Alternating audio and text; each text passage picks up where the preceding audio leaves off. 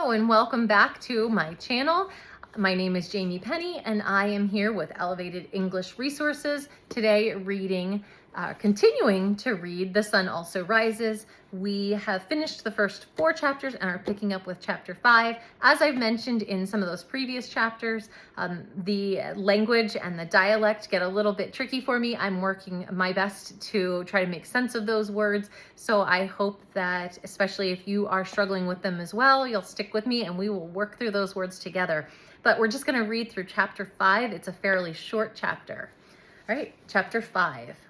In the morning, I walked down the boulevard to the Rue Soufflet, I think there's an accent there, for coffee and brioche. It was a fine morning. The horse chestnut trees in the Luxembourg garden were in bloom. There was the pleasant early morning feeling of a hot day. I read the papers with the coffee and then smoked a cigarette.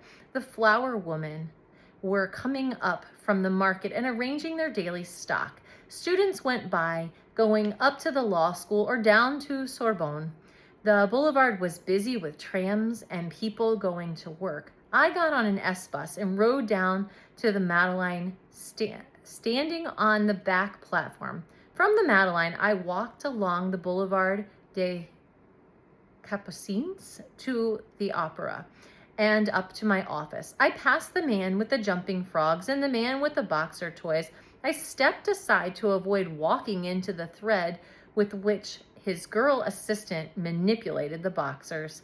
She was standing looking away, the thread in her folded hands.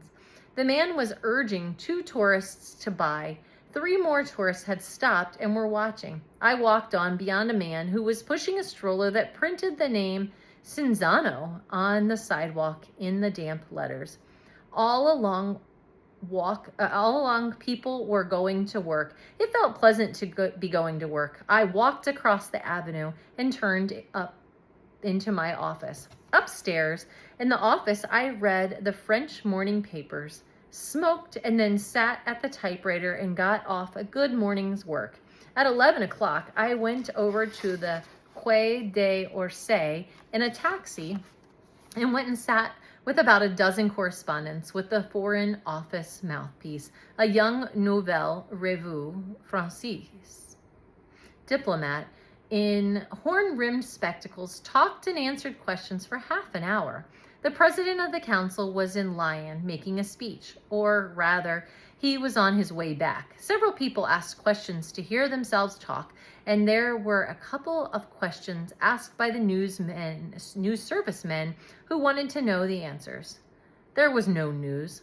I shared a taxi back from the Quai d'Orsay with Woolsey and Crumb. "What do you do nights, Jake?" asked Crumb. "I never see you around." "Oh, I'm over in the quarter." "I'm coming over some night. The Dingo, that's a great place, isn't it?" "Yes, that or the new dive, the Select." "I've meant to get over," said Crumb. "You know how it is, though, with the wife and kids." "Playing any tennis?" Woolsey asked. "Well, no," said Crumb. "I can't say I've played any this year. I tried to get away, but Sundays it's always rained and the courts are so damned crowded." "The Englishmen have all have Saturday off," Woolsey said. "Lucky beggars," said Crumb. "Well, I'll tell you, someday I'm not going to be working for an agency. Then I'll have plenty of time to get out in the country." "That's the thing to do. Live out in the country and have a little car." "I've been thinking some about getting a car next year." I banged on the glass. The chauffeur stopped. "Here's my street," I said. "Come in and have a drink." "Thanks, old man," Crumb said. Woolsey shook his head. "I've got to file that line, and he got off this morning." I put 2 franc pieces in Crumb's hand. "You're crazy, Jake," he said. "This is on me." "It's all on the office anyway." "Nope, I want to get it." I waved goodbye. Crumb put his head out. "See you at the lunch on Wednesday." "You bet." I went to the office in the elevator. Robert Cohn was waiting for me. "Hello, Jake," he said. "Going out to lunch?" "Yes. Let me see if there's anything new." "Where will we eat?" "Anywhere." I was looking over my desk. "Where do you want to eat?" How about Wetzel's? They've got good hors d'oeuvres.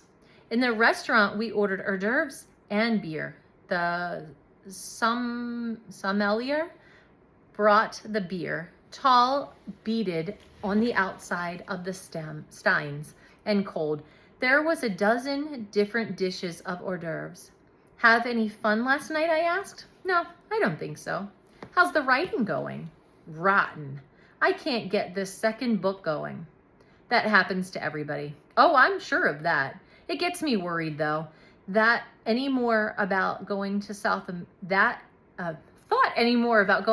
America? I mean that. Well, why don't you start off? Frances. Well, I said, take her with you. She wouldn't like it. That isn't the sort of thing she likes. She likes a lot of people around. Tell her to go to hell. I can't. I've got certain obligations to her. He shoved the sliced cucumbers away and took a pickled herring. What do you know about Lady Brett Ashley, Jake? Her name's Lady Ashley. Brett's her own name. She's a nice girl, I said. She's getting a divorce and she's going to marry Mike Campbell. He's over in Scotland now. Why? She's remarkably attractive woman, isn't she? There's a certain quality about her, a certain finesse. She seems to be absolutely fine and straight. She's very nice. I don't know how to describe the quality, Cone said. I suppose it's breeding. You do sound as though you liked her pretty well. I do.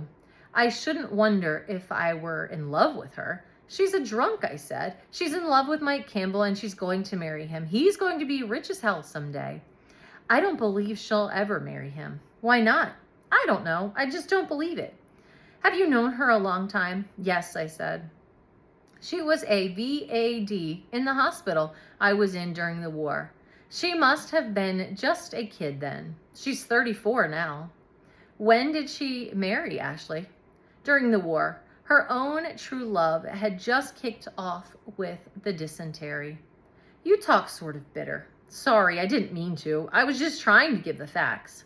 I don't believe she would marry anybody she didn't love. Well, I said, she's done it twice. I don't believe it.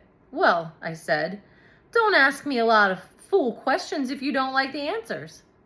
I didn't ask you that. You asked me what I knew about Brett Ashley.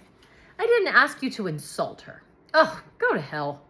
He stood up from the table with his face white and stood there, white and angry behind the little plates of hors d'oeuvres. Sit down, I said. Don't be a fool.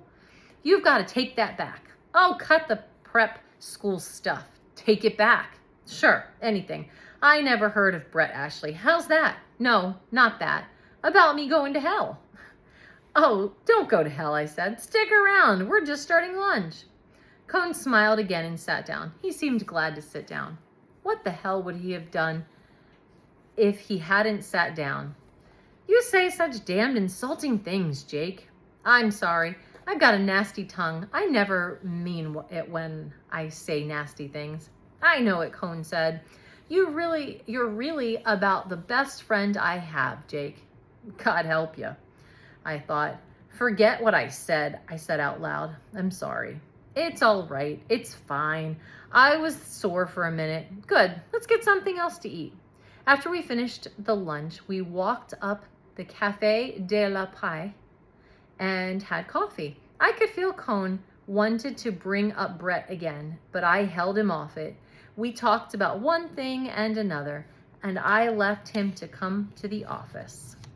And that's the end of chapter 5. Next time we'll pick up with chapter 6, with The Sun Also Rises. If you haven't already done so yet, please like, please subscribe, and please continue to watch. I appreciate your support and interest.